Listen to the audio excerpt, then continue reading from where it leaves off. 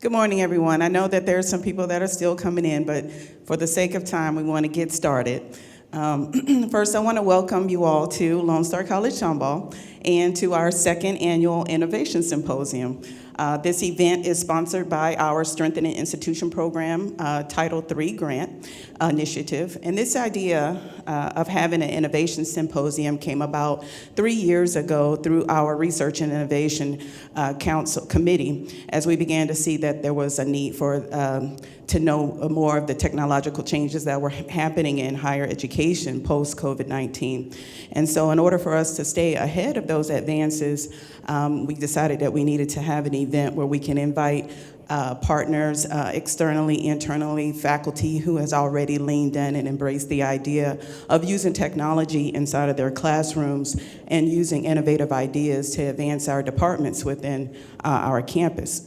One of the first things that we did was we read a book called Robot Proof, Higher Education in the Age of Artificial Intelligence.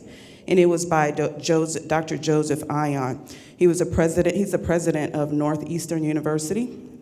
And this book is where he proposes a way to educate the next generation of college students to invent, create, and discover through new literacies that will equip them for living and working through this change. So with the support of our faculty and staff and our Title III grant, we were able to create the Innovation Symposium.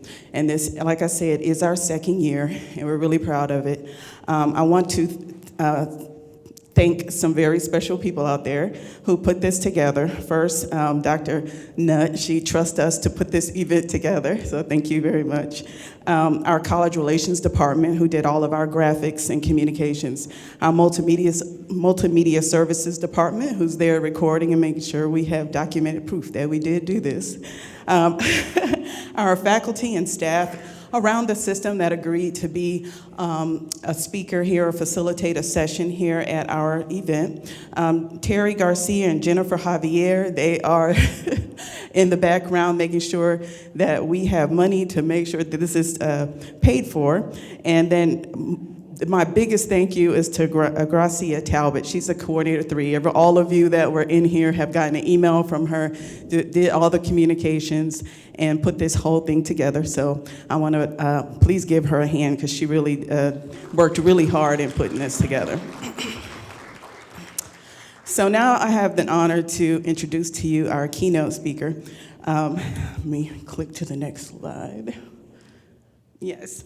If you have not met him before, he's an amazing person. I've had an opportunity to hear him speak several times. Dr. Mark Milliron, he serves as the president and CEO of National University, one of the largest private nonprofit universities in the United States.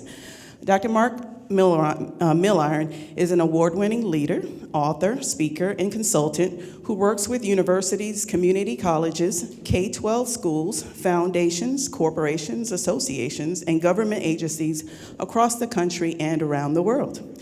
In addition to his work with National University, Mark helps catalyze positive change in education through his service on the boards and advisory councils of leading-edge education organizations, including the Trellis Foundation, Bennett College, Civitas Learning, the Mastery Transcript Consortium, and ISKME Open Education Resource Commons. He also holds an appointment as a professor of practice in the College of Education at the University of Texas at Austin. In 1999, the University of Texas at Austin College of Education named Mark a distinguished graduate for his service in the education field. In 2007, the American Association of Community Colleges, AACC, presented him with his prestigious National Leadership Award and inducted him into the AACC Hall of Fame. He was inducted into the United States Distance Learning Association's Hall of Fame in 2013. And in 2016, he was chosen by the Chronicle of Higher Education as one of the top technology innovators in higher education.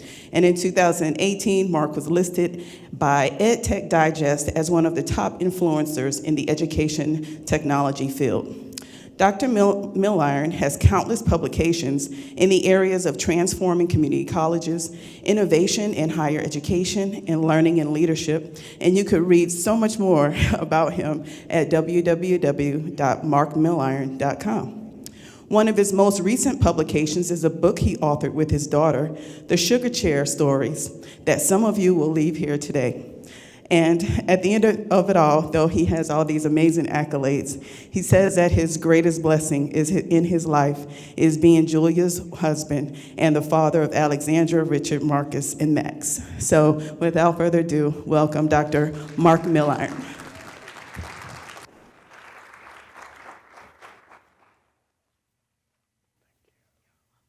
Good. She forgot to tell you that I was president of my 8th grade class. Both times. You'll get that in a second. Okay, go. I'm going to swing down if you guys are okay with it. I think this dialogue around a new possible in education is one that I think we that are trying to change the pathways to possibility for more and more diverse students than ever before is a pretty important one. And it's been interesting in the last year and a half post-pandemic in particular for those of us who've been kind of engaging the reimagination process of what's next. Are you with me on this? I'm reminded a couple decades ago, I had this really interesting experience when I was flying across country. And it was after one of those weeks where I had meeting after meeting after meeting after meeting, but I felt like I got nothing done. You ever have one of those weeks? And I had a cross-country flight. I was going to be flying from Charlotte into Los Angeles. And I knew I was going to have about 6 hours of dedicated airplane time. And I had banked up all kinds of work. I had 2 articles I wanted to get finished. I had about probably 200 emails I wanted to answer. And I knew I was going to be focused when I got on that flight.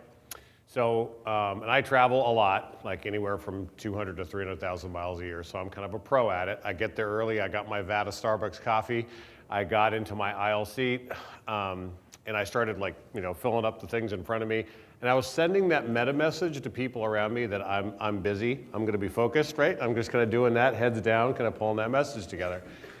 And as I'm doing all this, the plane's filling, and then there's nobody in the seat beside me, or in the seat in the window. And I'm like, hey, this might be one of those great flights where you can have all your, I call it first class in the back class. And I'll have a little bit more space. But right near the ending of the boarding process, they suddenly start bringing this wonderful young man down the aisle. And just so you know my background, I come from a family of 9 kids. I have an African-American brother, Native American brother, and Korean sister. In addition to that, we had 25 foster kids who rotated through my home through the time I was growing up. We usually had 2 at a time, all different kinds of backgrounds. But immediately as they were bringing the young man down, I immediately saw the young man was a young man with autism. And I'm like, I just saw that wonderful smiling face as he's coming down, and I'm just kind of beaming. And in my head, I'm like, he's next to me. I know he's going to be next to me because I just know I'm busy. For sure, he's going to be next to me. And sure enough, the flight attendant comes to me and taps me on the shoulder, and I get up, and he puts this wonderful young man in the window seat, and I sit back down in the aisle seat. And then she leans across me like I'm not even there, and she goes, "There's nothing to worry about. This flight's about 5 hours, and you're going to have everything you need. We're going to bring you food, this and that. And if you have any questions, just ask this nice gentleman right here." I'm like, okay. And I'm volunteered. We started having this, and suddenly we started having this wonderful conversation. And the young man's name was Billy. He told everybody his name was Billy, and he looks at me, and he just literally says, and he looks at me, he goes, "You're going to be my new best friend." I'm like, okay, I'm going to be your best friend. And we started talking. And he was quite expressive, and to the point where everyone around us heard him, and so other people started joining in the conversation. It was wonderful. And he was telling us about how he was going to Disneyland, and he was going to be going to go on the Small World and this and that. Everyone's jumping in the conversation. "Oh, you to go here, you to go here." And he's like, "Oh yes, we're doing that." And everybody's all excited about this conversation. We have not left the gate yet. We are still in the gate. And he now has a fan club of 15 people who are all talking to him about his trip to Disneyland, out to see his family and be able to do all this work. And then somewhere in this opening foray of conversation, he lets on that he's never flown before. And then he lets on that he's scared. And then he goes, "These things crash, don't they?" And everyone kind of stops. And the person in front of me is trying to be very helpful, and she leans over. She goes, "Don't worry, Billy. There's no issue with that. You're not going to have any problems with this. Like, we're all here. There's never a problem like that." And you could just see, like, he didn't buy the answer. And so then, right about then, we did that thing where you kind of disengage from the gate, and we started beginning our taxing process. And I just saw the stress begin to rise in Billy. And everyone around me is kind of looking at me like somehow I'm in charge. And I don't know what's going on, but Billy's looking stressed. And they're looking at me like, Billy's looking stressed. Like, what are you going to do about it? And so I'm like, you okay? He's like, I'm good. And he's really beginning to panic. And we start getting to the base of the runway when we're about to take off. And I can just see like he is beginning to enter a panic state.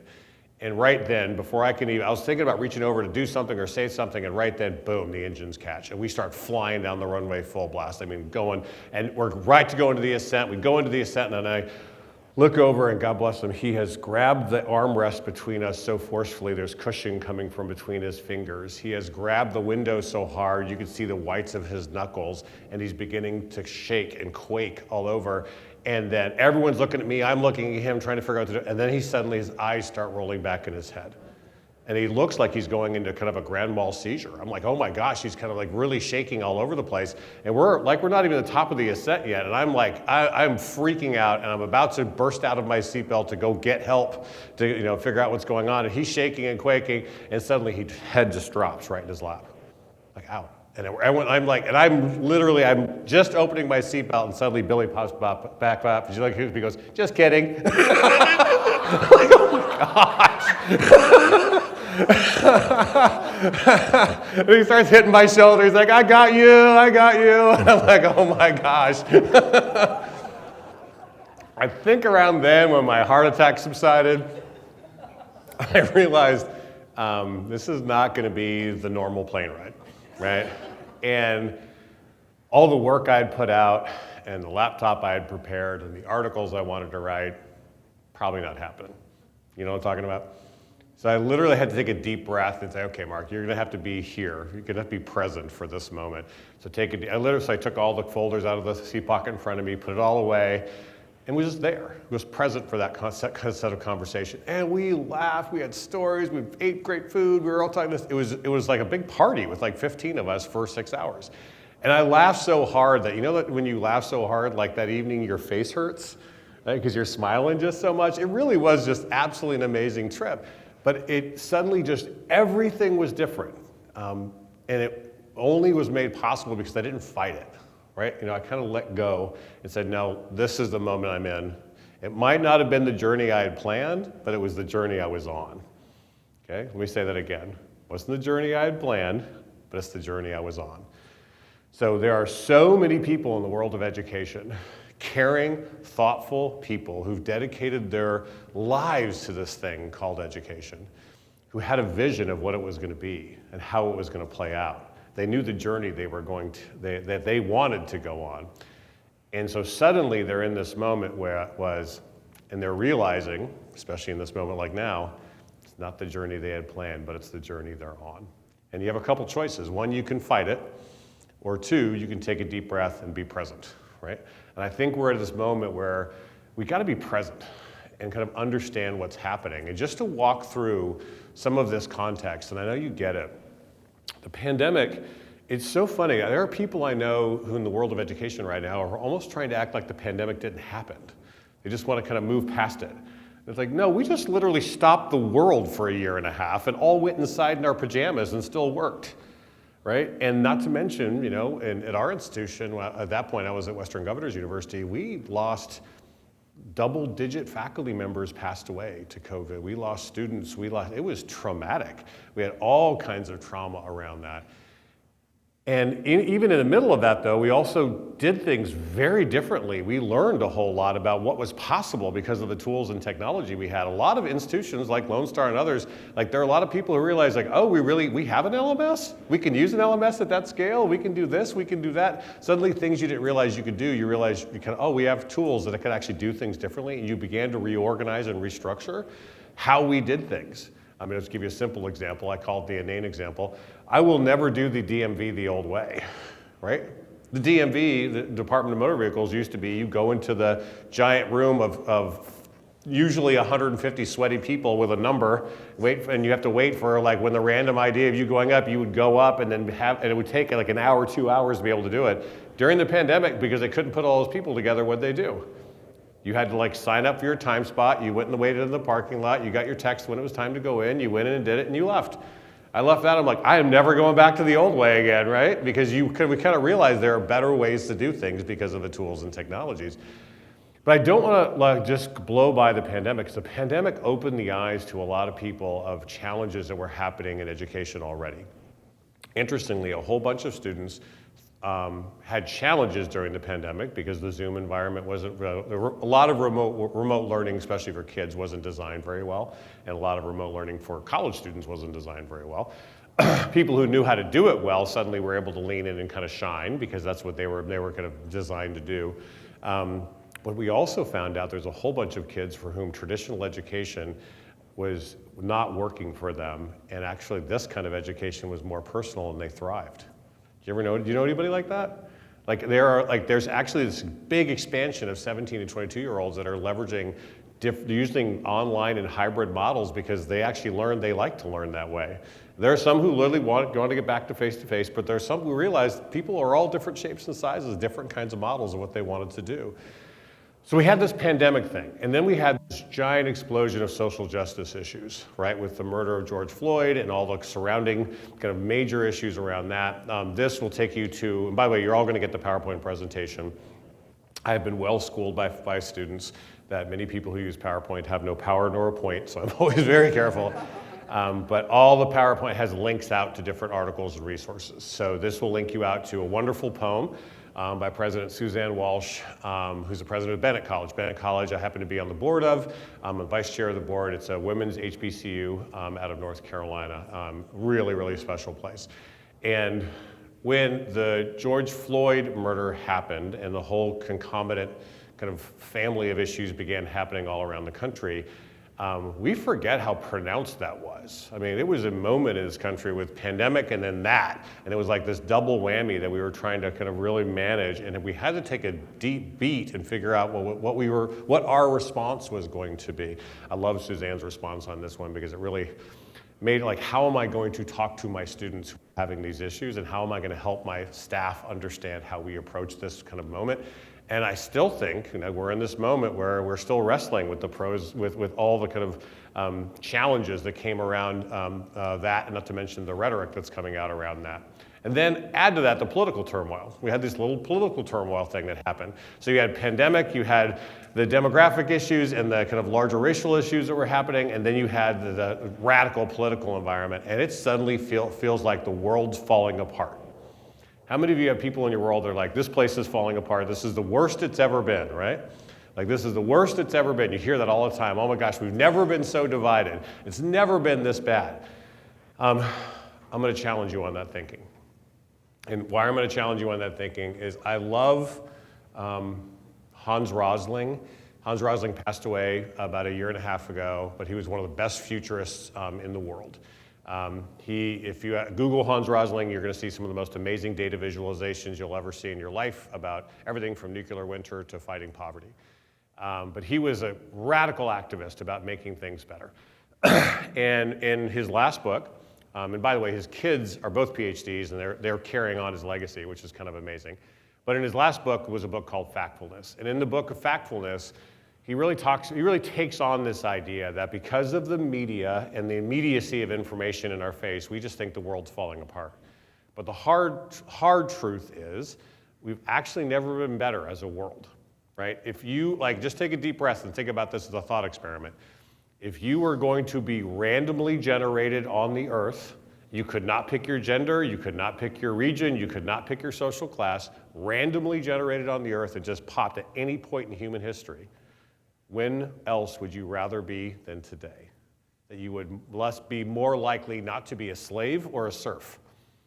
Because you realize the vast majority of the world lived in extreme poverty up until about 250 years ago, right? It's like the world is in a radically better place than it's ever been right now. And even with the challenges we have around whatever, politics or medicine or whatever it is, we're living longer, living better. We have more opportunity than ever before. Are there problems? Humongous problems. There's no doubt about it. And we want to tackle those problems, but we have to take a deep breath on the fatalism of the moment we're in. We're actually in a well-positioned place to take on a lot of major challenges. And one of my favorite things about Hans Rosling is he basically says, don't call me an optimist. He goes, people will yell at him and scream at him when he says that. And he'll say, just take a deep breath around this. Because if you look at the people who are living under war, people who are living under, again, extreme poverty, it's a totally different situation now than it's ever been before.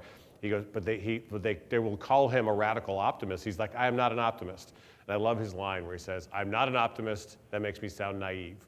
I'm a very serious possibilist. It means someone who neither hopes without reason nor fears without reason, someone who constantly resists the overdramatic worldview. As a possibilist, I see all this progress and it fills me with conviction and hope that further progress is possible. It is having a clear and reasonable idea about how things are and having a worldview that is constructive and useful. I love the term possibilist, right? And why I kind of hatch onto this is I would argue post-pandemic and the racial strife and the political strife, you hear all the time people saying, oh, we just want to get back to normal. Can we please just get back to normal? And the problem was normal wasn't working for a whole lot of people, right? Especially students in the world of higher education, half of them weren't finishing. And if they were low income and first generation, they're more likely to leave with debt than a degree. Is that working? No. So figuring out how are we going to do things differently becomes pretty important. And people are like, oh, we need a new normal. I don't think a new normal is enough. New normal is like doing what we're already doing at night or doing what we're already doing online, right? It's figuring out how we can get to, and I like the phrase, the new possible. And that means we, as people who really care about this, can lead towards a new possible in the world of education. But we need to think about how we do it. What are the tools at our disposal, and how do we get there? So when Hans Rosling's he was a part of that big group that was really fighting extreme poverty around the world. And what they found was, in fact, there was a great book called The End of Poverty, written by Jeffrey Sachs, that talked about in basically the 1980s, about a third of the world was living in extreme poverty. And they thought they could bring that into single digits, if not eliminate it, based on a whole series of strategies. They did a meta-analysis of what needed to happen. It was a combination of big debt forgiveness for developing countries combined with maternal health and vaccination. They went after it, and in the course of the next 25 years, they ended up bringing extreme poverty down to about 7% worldwide. It was and nobody thought it was possible. And when they first launched the initiative, it was 35% of the world was in extreme poverty. And the people who were fighting it from the World Bank and from other places, they said, those people can't be helped. Right? There's no way we can, and suddenly, boom, you bring it all the way down. Same thing. By the way, think about community colleges. Back in 1949, when they brought up the idea of community colleges out of the Truman Commission, there were people in the world of education who said, those people can't be educated, right? And you realize now we have a huge thriving community college things. Yes, there's possible, but you have to do the work to get there. And I will argue, if you're going to do possibility work and be a new possibilist, you've got to think about your infrastructure, you have to think about how you want to design it, and you got to steal some good ideas. You need to get some models from other places. That's what we're going to kind of lay out today. I'm going to give you some of these things to take away and think about how you're going to drive forward in this. A lot of this thinking comes from, I co-edited an edition of Change Magazine. The Change Magazine is kind of like the innovation magazine for the world of higher education. We had folks like ASU and Western Governors and National University and others who were all part of it, along with big community college players, wrestling with everything from the digital divide to what's happening post-pandemic and how people are going to kind of change this. This will link you to that edition of Change Magazine, which is meeting the moment, innovation and change in times of crisis and need.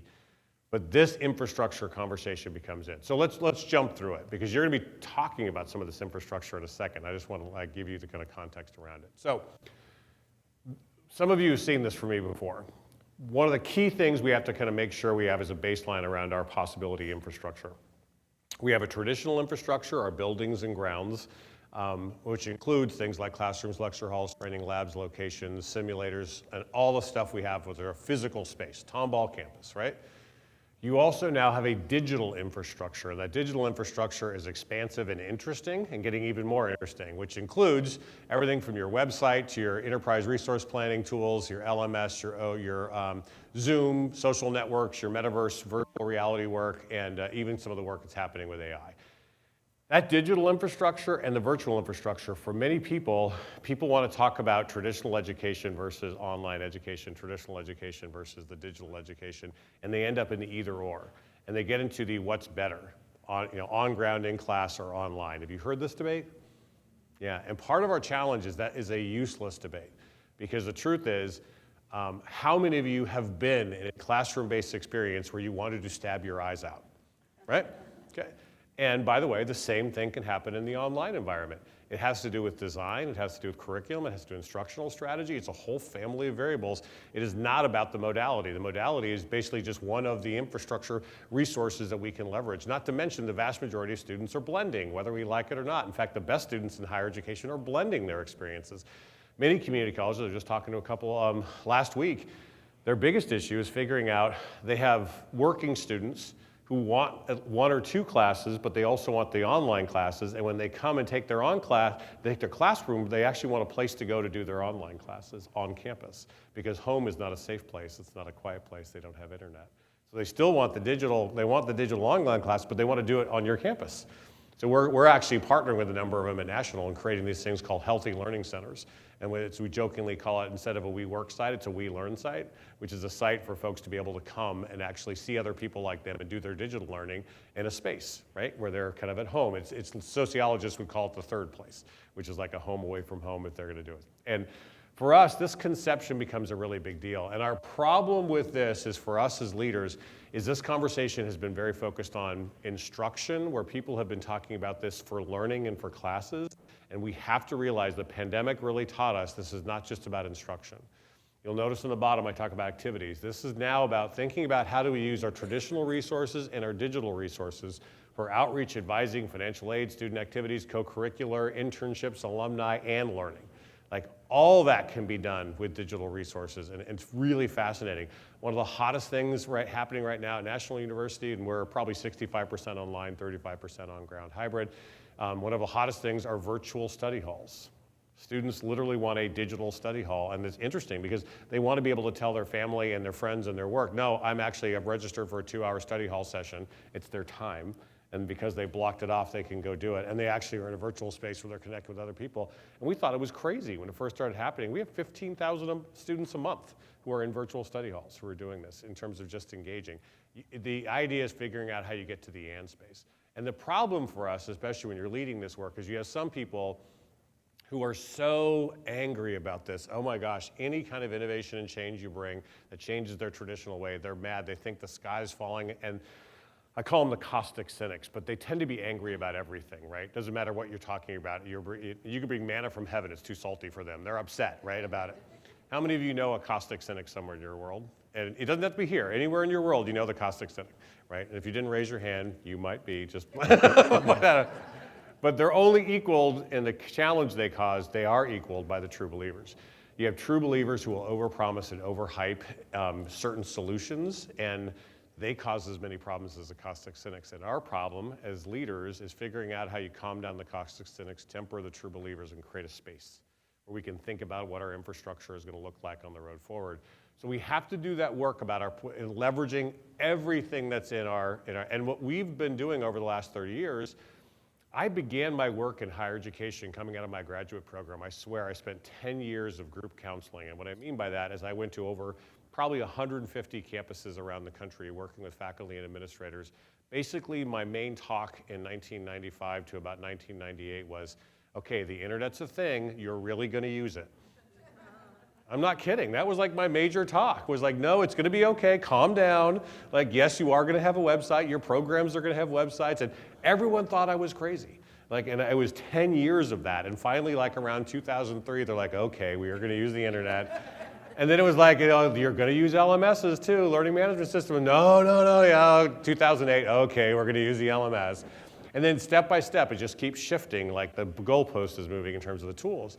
And I would argue, we're just getting to the place of normalcy with digital learning technology. We're now 1 out of 3 students in higher ed is taking an online course. So it's like the idea this is totally normal, and we're seeing more and more of the expansion. But now we're really thinking about how do we keep that infrastructure expanding? And remember this line, in our work, it goes from novel to normal. So, and I've seen it for the last 30 years. Something is novel, and then it's normal, and it's every day. Websites are just like, yeah, of course, it's on the web. The fact that we're saying that is fascinating to me, because 1995, people thought you were Satan. If they like, there's no way. The World Wide Web is 95% men. Who's going to be using it? It wasn't accessible. Now it's like, nope, it's on the web, right? It goes from novel to normal. That's the journey this stuff goes on. The next big novel to normal is we're going to finally run through the tape on mobile. We're still having trouble with mobile, by the way. We're getting there with mobile, but mobile is actually now more accessible than home internet. Like, mobile is now, people, I was in Jamaica recently, people with dirt floor houses care more about having mobile phones than they care about having internet in their home, because that is, internet everywhere in terms of where you go. And the challenge is, people like us who are running institutions, we don't realize how mobile primary all of our digital resources are. Your students are accessing most of the stuff here on phones. It's phones, and then it's tablets, and then it goes to fixed computing of different kinds. Oh, my battery's running low. You can give me a handheld, that's fine. Yeah, just give me a handheld. They wanted to prove a point on technology. Yeah, we'll make it easy. Is that better? Okay. So the novel to normal journey is happening. Mobile is going to be the next thing we have to run through the tape on. More of higher education is now really thinking about how we're leveraging mobile devices differently, even in instruction.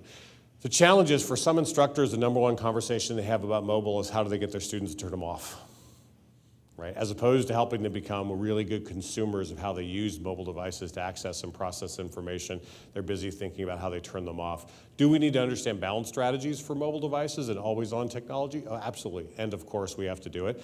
But this is a larger conversation about this being the access point for how we're pulling in. This, by the way, it's been fast. This has really been about the last 10 years, 12 years, we really had this mobile explosion. And we're just, when they survey students about how well we do with mobile in higher education, we generally get about a C, right? I think we're somewhat mobilely accessible. Some of us have apps that kind of go, but we're about a C level. So we've got some work to do to get there. But then the next phase of stuff is coming. And the next phase of stuff that's coming, you have some of this in the back of the room, is virtual reality, XR technology, virtual reality, augmented reality. And what is fascinating about this is not science fiction, this is here. And I will tell you, as an educator, if you have not done a solid virtual reality simulation by the end of this year, I'm just going to say it, it's educational malpractice. You kind of have to do it, because these are the infrastructures of the future. We now have at our fingertips the ability to do three-dimensional rendering and spatial computing. Get that phrase in your head, spatial computing. Spatial computing is the idea of using digital infrastructure to put people in learning spaces, where now I can actually go into a virtual distressed home setting and learn sociology. I can go into a virtual situation and do a police officer training academy, and I can actually be in a crime scene virtually. I can do healthcare and actually see the human anatomy in a whole different way. And it's different. You've got the virtual, fully immersive versions. You also have the versions with augmented reality, where I literally can put my iPad over a bridge, and it will immediately take the picture of that bridge and give me every bit of information about that bridge, who put it up, where it came from. There are virtual docents like that everywhere now, where you can go into cities and you can do what's called use the field trip app, and you can basically go on a full tour of the city and get like full docent information on all the major churches and bridges and everything else that goes on in that kind of area. By the way, that field trip app was created by a company called Niantic, and it was super popular among the travel set. And then a little company found it, and they put up this game called Pokemon Go. It was built on the backbone of Niantic and became like a massive explosion like overnight, right? Because of leveraging spatial computing. Where am I and what kind of information? No, and the idea is, by the way, if we do this right, no student should ever be lost on campus, right? They should always know who to go. Not to mention, I should be able to know where I can go connect with an advisor or with a friend or with a connection on this. The VR XR technology is here. At National University, we have a Metaversity campus, so we literally have a campus in the metaverse. We have been leveraging this for both education, but especially for healthcare. We have a nursing program that part of our clinical rotation, you do a clinical rotation in the simulators, in the VR simulators. And we started doing this during COVID, because you could train nurses in an intense COVID VR ward without exposing them to life-threatening experiences, right? And it became like a world-class thing. Dr. Gloria McNeil is our major faculty member who did this. It was unbelievable. But this pushed us to think about how we use XR. And right now at National, and by the way, just for those who don't know National is about 50,000 credit students, 80,000 non-credit students, 7 colleges and schools, PsyDs and PhDs and law degrees all the way down to a bachelor's and associates and certification, everything in between. About 50 doctoral programs, 50 master's, 50 bachelor's programs in 7 schools and colleges. Big, expansive university. Totally focused on non-traditional working and military students. That's our student population. 100% of our students are non-traditional working and military. And we can talk more about that in a little bit. But we have been leveraging XR and spatial computing. We actually just about a month ago spent a couple days at Apple and dove deep into what's happening with their Vision Pro. And it's going to be amazing. Like the journey from novel to normal, we're about to get on it with XR technology. It's going to become a part of everything we're doing and get more and more accessible. And I will tell you the simplest way to do this today, you can go on these simulations back in the room, but also just find somebody in your world who has either a Meta headset or an Oculus headset. The Oculus education section on their website's amazing, and I've curated a bunch of the ones you want to use that'll kind of show you, it'll make you think about what's possible. When you do the anatomy physiology, when you do the space one, when you do the one on, especially the one that's on Chernobyl will completely blow you away about how we're going to teach people about things that happen when they can actually visit a virtual site. It's going to be pretty amazing. Then, this would link you out to our nursing program and the work we've done with that, and also to the Vision Pro work. Apple Vision Pro is pretty stunning. The Google work is really interesting as well. It's actually more pristine in terms of perfect, but what Vision Pro has done is actually created this hybrid environment where you are in the environment. I can see you just as normal, but it'll put digital resources right beside the person you're talking to or about the environment you're in. So you're literally almost, think about, and I hate saying Terminator. Think about the movie Terminator, and the Terminator would see a person and all the information that person would come up. They literally have apps coming up called Mindset, and the Mindset app I love is you can register people's face in your address book, and when they come into their world, you could just turn and it will facial scan and it'll give you that person's name and background. Think about how many of us are like, I want that app. Because if you, again, it's somebody you've registered, you know them, and you've met them the first time, they go into your facial recognition, and immediately you turn, you'll see it, boom. And again, we're talking about this now. What's amazing, in 20 years, people are going to say, oh, remember when I heard that the first time? It's going to become more and more of the normal thing because people are going to be registered in the facial database, so you could have virtual name tags kind of popping up, which is going to be fascinating. It's going to change how we teach. If you remember the movie Total Recall when she was learning tennis with the virtual hologram, same thing. All that's being created right now to be able to pull this through. It's going to become a part of education. And when we can start doing this kind of XR-based technology in our education, it brings things to life in a whole different way. Not just concepts in math, but actually, especially if you think about vocational technical education, it's going to be happening right there. Some really fascinating things. And then you add to it AI. So this will link you to an article I just published in Newsweek all about artificial intelligence. And it basically makes the argument that the AI hysteria feels exactly like the hysteria we had in '95 over the web, where people were kind of freaking out about the web and what it was going to be. There were deniers and there were people who were all over it and overhyping it. We're going to go through the traditional cycle. We go overhyping it, then we go into a trough of disillusionment, and then we finally build it out, right? And I think we're starting to enter the trough of disillusionment because people are realizing that a lot of AI engines are kind of like your drunk uncle, right? They can't quite get all the information right. But now we're realizing, hey, this actually is something we can kind of develop and go forward, and we're going to have to be thoughtful about how we leverage this infrastructure. So I'm pushing you on this because all of this is your possibility infrastructure. These are the artistic tools that we can use. These are the engineering implements that we can pull together to create an educational environment differently.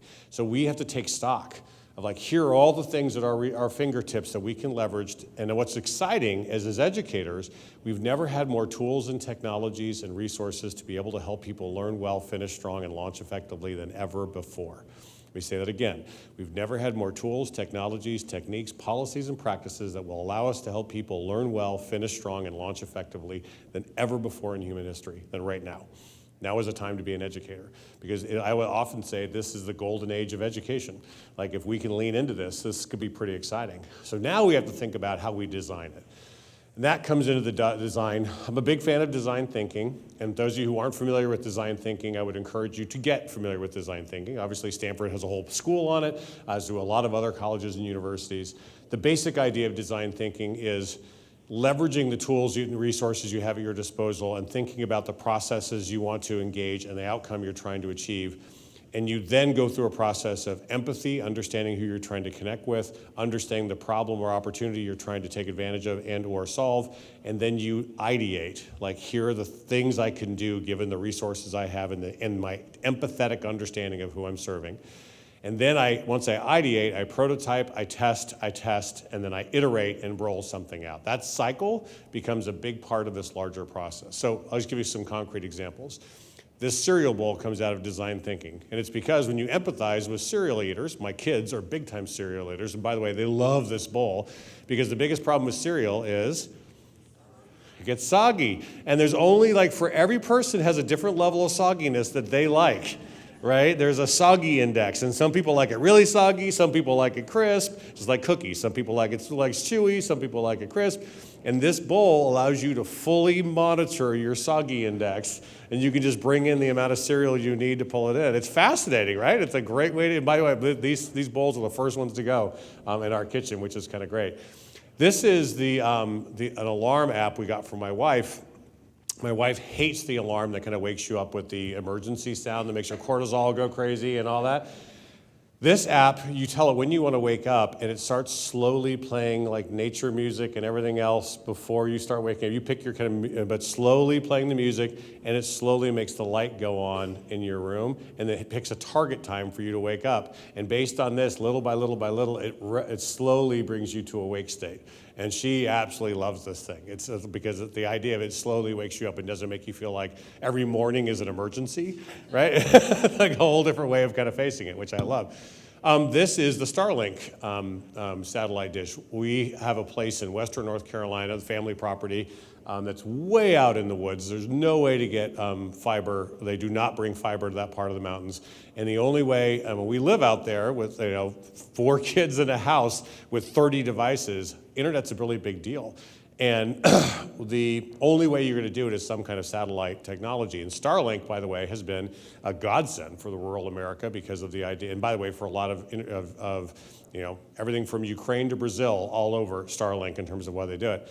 I bring this up because if you haven't seen the box opening YouTube about Apple, where they've designed every element of your first opening of your box of your iPhone, because they want it to be a delight experience. They want it to be so easy the first time you open it. You literally boom, boom, boom, and it works. And they've thought through every piece of that design process. They did the same thing with Starlink. And this is a satellite technology that has interconnected satellites from all around the world and all around space that are all interconnected to bring you satellite technology at your fingertips. You open the box, and you put this satellite dish out, and you plug it into the router, you plug in the router, and I'm not kidding, the box, when you open it, has this very basic set of instructions to put this up. Within 21 minutes of opening that box, my son and I were able to set up the satellite dish, bring it inside, plug it in, turn it on, and we had 400 megabit internet in our house. And when you just think about that for a second, like the technology that goes into making that possible, but they designed it in such a way where we were able to open a box and within 21 minutes put a satellite dish out, wire it into our house and turn it on, and suddenly we had internet, right? And it's the thoughtful process of going through that design thing. So for us, it's thinking about how do we use these design principles to reach people. A good example of this is the My Chart initiative that came in the early 2000s. When the electronic medical records really kicked off, and by the way, EMR is a classic example where the healthcare world was just in an uproar about electronic medical records, about whether or not we should have them at all. When EMRs really came in, they realized, hey, we could actually democratize health data and actually get it to patients. And the Cleveland Clinic was the first people to say, this might actually really help people with chronic diseases, especially with things like diabetes and Addison's. Let's get them their data so they can manage their health in a more proactive way. So they launched the MyChart initiative, and radically powerful outcomes. They realized, hey, getting data right to patients so they can monitor their own health, but they had to really think through about how they presented the data, because the medical data didn't make sense to a lot of people. So somebody would read a statistic and be like, I'm twice as likely to have a genetic problem with this, or whatever. I remember my wife, we had our 4th child when she was 38, and when you're 38 years old and you're pregnant, you are classified as a what kind of pregnancy? Anybody know? Geriatric pregnancy, which she did not like that term at all. She's like, what? But they test you almost 4 times as much as you would other, because you are a geriatric pregnancy. And they would come back to her, and the doctors would say, okay, you have 3 times higher likelihood of X, Y, or Z with the baby. And she'd be having a panic. And I would say, Julia, let's help you understand the statistics here. The standard is 0.001 likelihood. You went up to a 0.003. Let's talk about the likelihood of that actually happening. You do not need to stress right now. But it would panic her because of the way they presented the information. So they had to start testing the way they presented data to people so that they would take good, positive action and not freak out, right?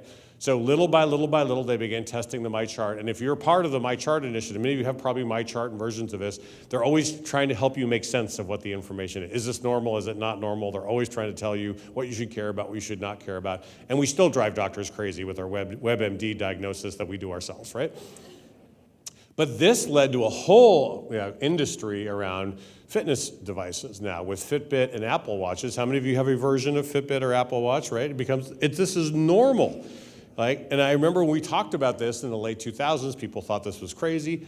Almost everybody in the United States that can afford it has some version of a fitness app that actually provides. In fact, a friend of mine was in a really bad mood the other day. I'm like, Bill, what is wrong? He's like, oh, my Fitbit ran out of power last night. I didn't get my sleep data. I'm like, what? He's like, no, he's like trying to beat the data. He's like trying to get better sleep. And he's like, you're trying to muscle yourself to more REM? I'm like, I don't understand how you're doing this. But yeah, it's just kind of funny because people are using this to be competitive with it.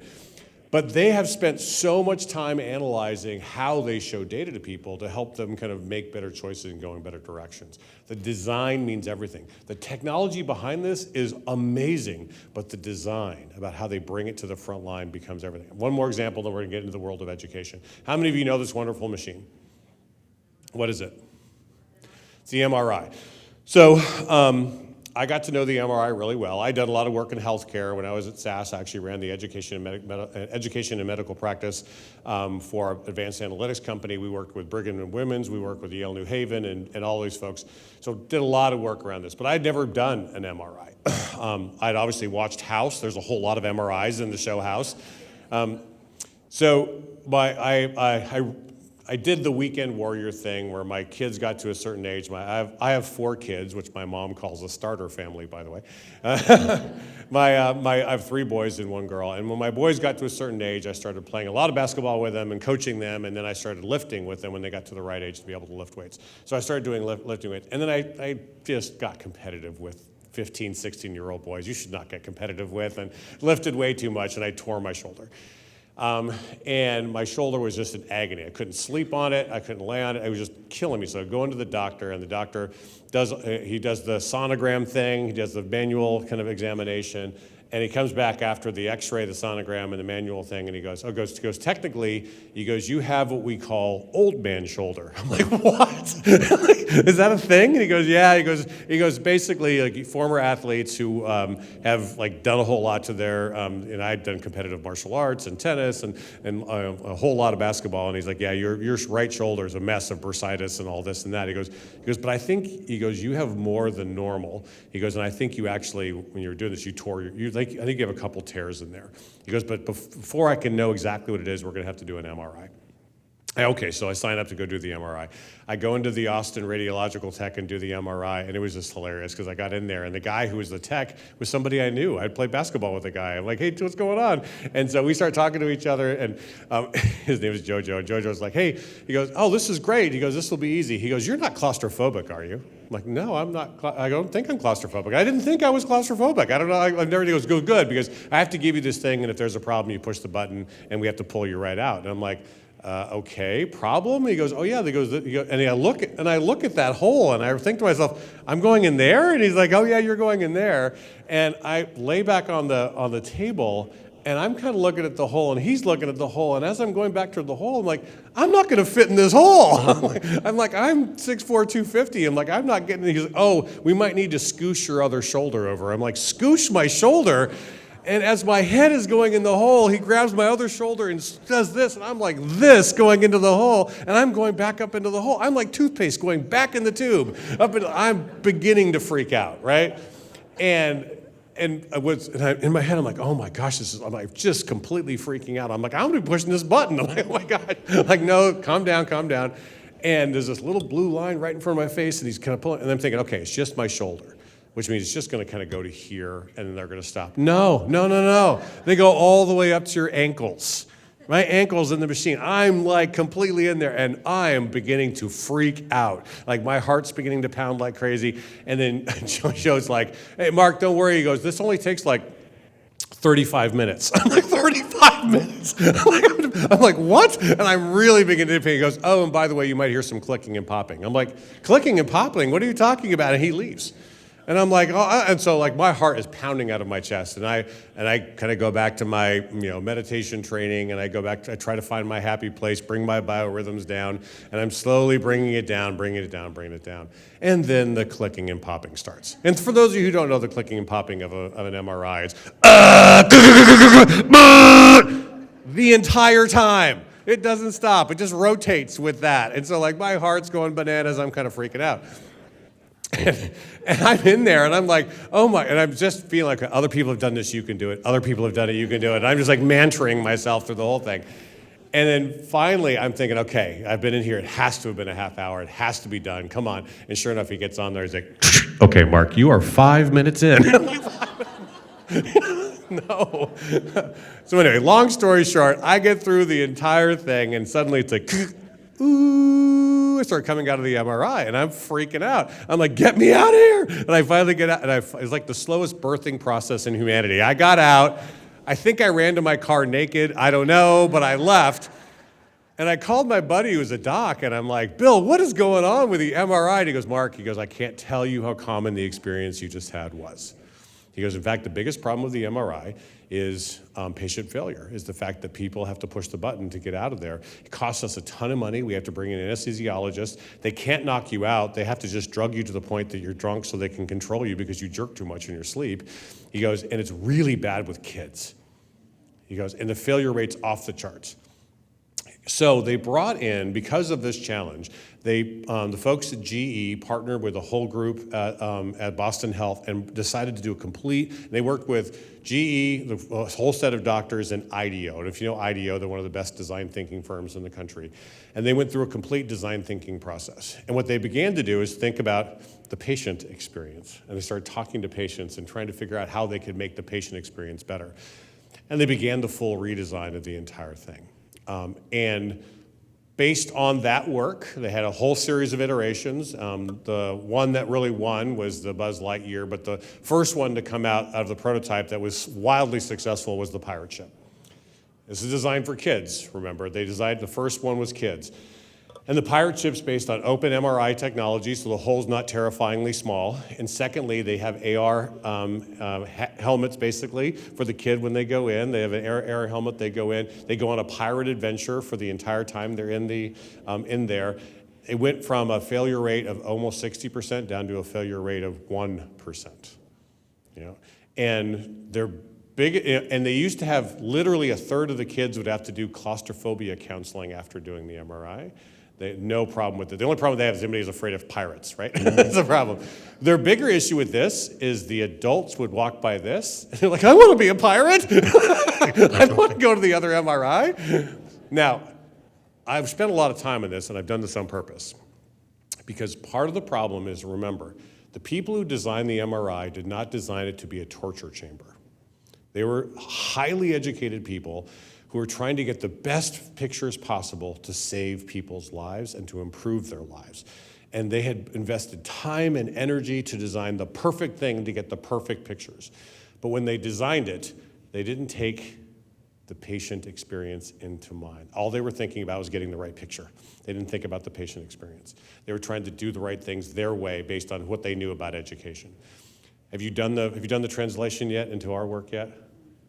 We have an education system that was designed by highly intelligent people, but we're also focused on efficiency and trying to use scarce resources effectively to help educate the most people.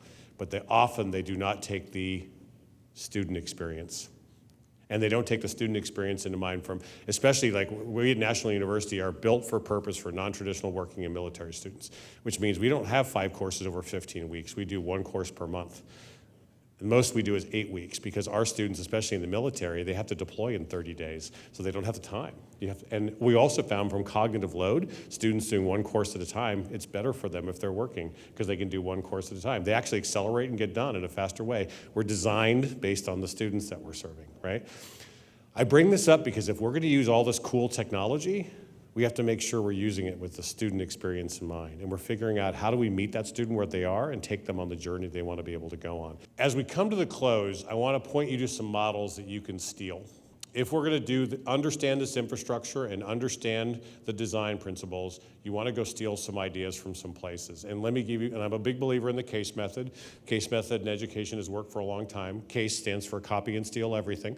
Go grab other stuff and bring it in. Here are some things to steal from. First, Mastery Transcript Consortium. I am a firm believer that the age of grade-based models is short-lived. I don't think we're going to, next 10, 20 years, the grade-based systems are going to start going away. You realize grades have only been around for a couple hundred years. We invented them because of the Industrial Revolution. They cause mass trauma for students and for parents and for other people. They don't make a lot of sense. They're ill-defined outcomes administered in inconsistent ways.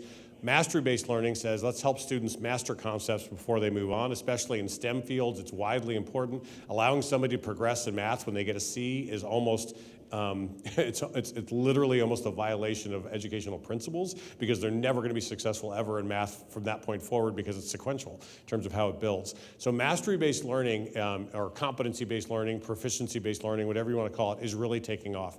What this group has done is they've developed a software tool for school districts that allows them to capture mastery-based learning that they can then communicate to the universities and colleges that they're going to apply for. Because their biggest problem in mastery-based learning is they couldn't get people into colleges or universities if they did mastery-based learning because they required grades.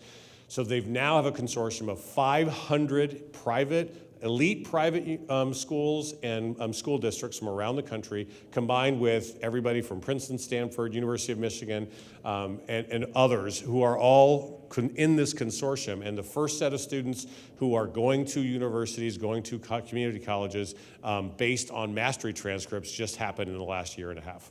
Okay, mark my words, this is going to be made possible based on the tools and technologies that we have, because the idea of helping people understand what do they need to master and why is going to become a big part of assessment. It's going to, again, it's redesigning our tech and our educational infrastructure so that students can fall in love with learning, not have to learn a grade game. Because right now they're so focused on playing the grade game, they're not worried about learning. They care more about getting the A than they do about learning the concept. Are you with me on that? Like, this is a fundamental shift. And if we can get people focused on learning again, as opposed to focusing on grades, it could be transformational for a whole lot of people. Secondly, the Global Online Academy, this is the hybridization effect, the idea of trying to bring traditional education and online education together to make sure that it can be combined.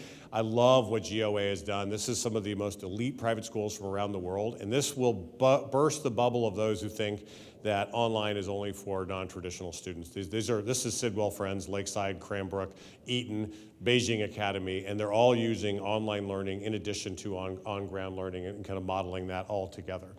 WGU is another example of competency-based learning and personalized learning that's worth looking at. They have taken this to scale. WGU was considered a crazy idea. I was on the board of trustees in 2003 to 2010. In the early days, I remember when we had 50 students. Anybody have an idea of how big WGU is now?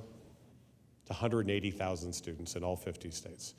And it doesn't spend hardly any money on advertising. It's students who tell other students about it. That's kind of how it takes off. And it's all competency-based, mastery-based higher education. And part of what they've done is they've shown you can do ridiculously high quality using mastery-based learning, competency-based learning at scale. I love what the folks did over at Austin. I have to get Russell's picture for that, Leanne, at some point. At the Accelerator, is this idea of doing competency-based, place-based learning in a setting for the folks who are coming together. At National University, our big design concept is around what we call the Anders. Our students are all Anders. They are students who are military and students. They are employees and students. They are parents and students. Do you have any Anders here? Yeah, Anders are a different design challenge. And so we work hard to really kind of pull ourselves around the design challenge of the Anders. And this is one of our biggest realizations. College is a lot of people think college is a collection of classes, and especially in the pathway movement, it's about the list of classes. I'm gonna make sure you just kind of get this in your head. College is not just a collection of classes, it's a family of experiences that happens to include classes. Let me say that again. College is not a collection of classes, it is a family of experiences, which means everything from your first time you connect with them to orientation to how you connect with them and communicate with them and how you wrap co-curriculars, it all falls into that mix if you're gonna do that. College has to be a family of experiences, which means student experience design, student learning design becomes your challenge, which means you have to pull together what you're doing in instruction and what you're doing in services. We do this, we have what we call our way of working. Like we are focused on championing student success, building trust, advancing inclusion, embracing accountability, and making things better. And by the way, we do this in lieu of values, because what we say is, for so many people who have values up, sometimes the values feel ironic, right? In terms of how people are saying it. Like we're challenging ourselves at our best to be demonstrating these things. But while I'm gonna bring up the last one about making things better, this is the value of aggregated marginal gains. If you do little things every day to make things better, by the end of the time, you're a lot better. It's a compound interest effect. It also opens everybody at your college to feel like they're a part of it. I don't care if they're cleaning the parking lot, fixing a drop-down menu on the website, or teaching in a class. Everybody can make something better at the institution. And when you add up all those betters, you end up a whole lot better. And there's really good data about the power of aggregated marginal gains and organizations becoming transformational. That could be a big new innovation. It could be cleaning up the parking lot. Everything in between, everybody sees some kind of value. So, final thing. If you're gonna pull this together, I'm gonna drop out of this one. I want you to think about the moment we're in. And think about how you're going to approach this design challenge. And last two things. One, when we got off the airplane in Charlotte with Billy and went to the baggage claim and we met his parents, it was like a love-in. Like all of us are all around the parents, like 20 of us having a conversation, and we're meeting. It was just so hilarious. And Billy was talking about how great the flight was, this and that. And then at one point he turns to me and he grabs my arms really forcefully. And he starts staring at me, and everyone's kind of looking, and he looks at me, and he goes, "You're really funny looking." I'm like, okay. he goes, "But you were a good best friend." I mean, man. Just, again, I'm still talking about it today, right, in terms of that moment. Here's our question, is can we design systems and processes in educational environments where our students, by the time they leave, they're like, wow, those folks were our best friends, right? They're in my camp. Those are my people. Right? They care about me. That's the design challenge. We're going to have to do it. And what I'm going to argue, and she talked about the sugar chair story. My daughter and I, during the pandemic, my daughter is now 24. She was a rising, she was in the College of Education at UT Austin at the time, rising teacher. The pandemic hit her really hard for a bunch of reasons. She ended up taking a gap year and coming back to the mountains of North Carolina. So we sat on the deck overlooking a pond, and we spent the year writing a book together. And what we did it so she could demystify the writing process for her. We did the whole process of outlining the book, writing the book, sending it out for reviews, going through the whole publishing process. It was really neat. We got featured with the Gates Foundation. We got featured on a whole bunch of different places. It was really fun doing it. But it's a children's book.